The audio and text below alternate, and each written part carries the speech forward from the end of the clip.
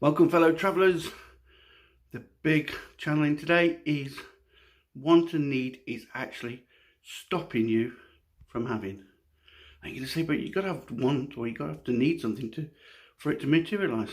No, it's the opposite. When you want and need, you're putting an energy of not having, an energy of lack. So that lack has to then materialise. And so then, until it gets into a state of being, on an automatic flow, it cannot come in. That want and need is actually putting a block up. And you can say, well, how could I order something? Or how did I? You already know your path. You've already chosen your path. You've already chosen what you're going to experience. You've already chosen how to experience. So you have to surrender and allow, and not put your perceptions or put energy to that which stops the flow. Now, if you become the solution, then you can have it. So imagine that you're part of everything. And the only reason why you haven't got something is because you're vibrating not to have it. It's a whole different way of looking at it. So a want and need is you're saying that you have a lack. And so you're vibrating this lack. And so what are you going to attract? More lack. More scenarios, situations to learn, to teach you. You're creating your own lessons. So your wants and needs are creating your lessons. Now, I'm not saying that you might not have an idea or a thought to have something. That's different. That's the universe trying to get you to align to what you are blocking, trying to free you up from what you are trying to choose to have. Remember, the brain only brings in the thought of what you haven't got, or your insecurities or your fears, because it's trying to release the block that you've put up. So it's like, even in like mediumship, when we try too hard or we put too much energy to something, we stop the flow. So the secret is never want and need when you're desperate for something.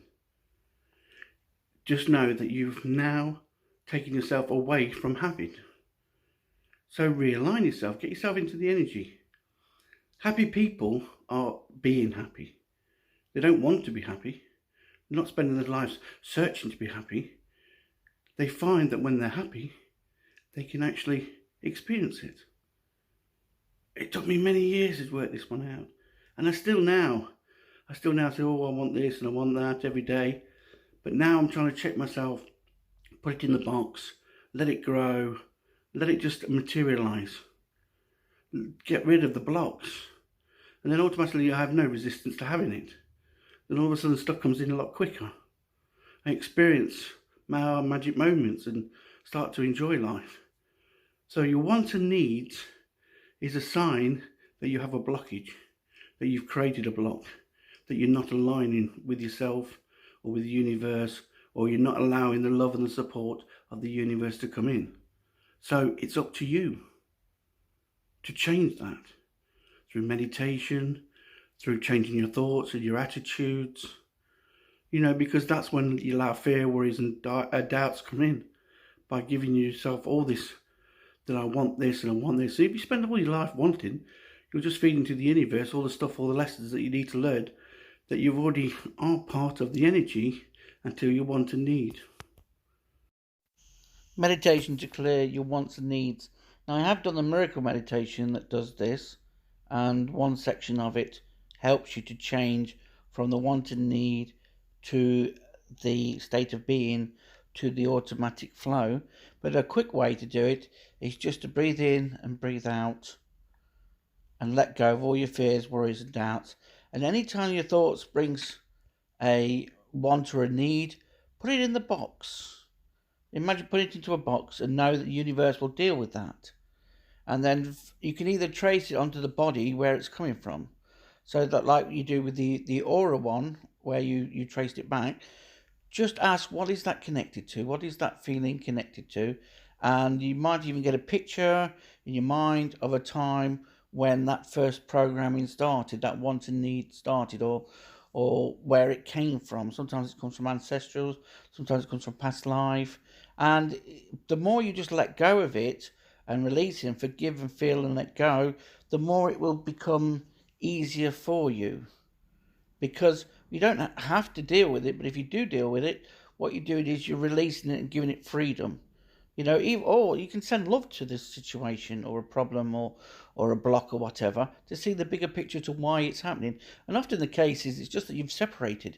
You've separated from who you are and your path, and so the brain is giving you a sign of what you're holding on to, fearing, or you're feeding, or you're worrying about, which is stopping the flow of the body, stopping the mind, body, and soul aligning, which means then that you're not tapping into the universe as much.